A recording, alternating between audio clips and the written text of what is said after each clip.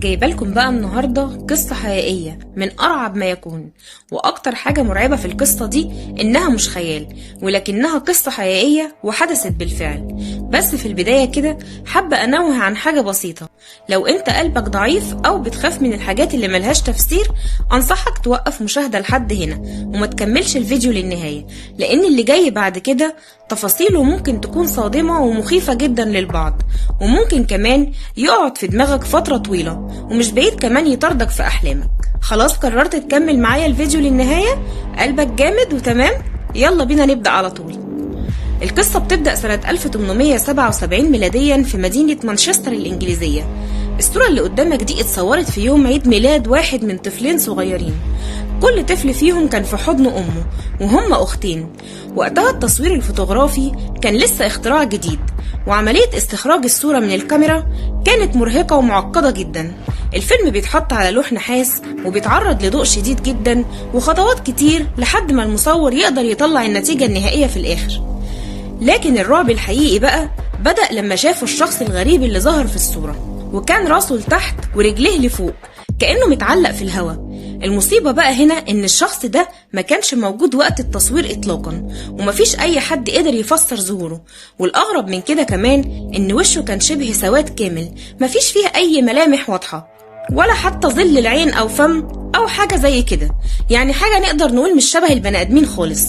المصور لما ورى الصورة دي للأختين اتصدموا جدا من المنظر اللي شافوه، لكن في الوقت ده الكل افتكر ان دي ممكن تكون مشكلة تقنية او عيب في طريقة التصوير.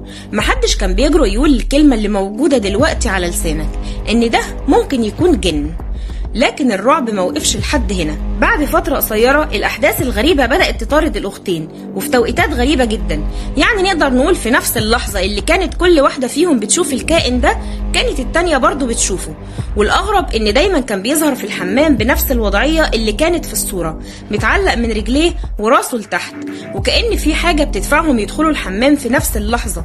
ليه؟ الله أعلم. وإيه سر التزامن ده؟ الله أعلم. أسئلة كتير وبدون أي إجابات. الأختين قرروا يهربوا ونقلوا من البيت على أمل إنهم يخلصوا من الشبح ده نهائيا.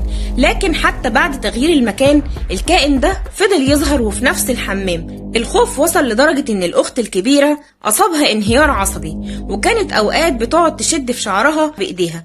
الأمور اتطورت والحمام بقى بيت رعب بالنسبة لهم، وعلى طول مقفول بالمفتاح، محدش يقدر يقرب منه. لكن اللي حصل بره الحمام كان أسوأ بكتير.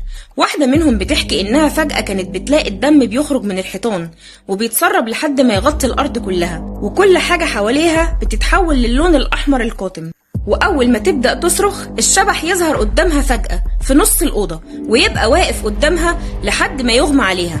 وفي نفس اللحظة الأخت التانية برضو بتشوف نفس المشهد في شقتها، والهروب ما بقاش حل. وبعد فترة رجعت الصورة القديمة تاني، لكن المرة دي الطفلين اللي كانوا فيها ظهروا متعلقين من رجليهم بملامح مشوهة ومرعبة، والأمهات قاعدين قدامهم والابتسامة كانت ممسوحة من وشوشهم.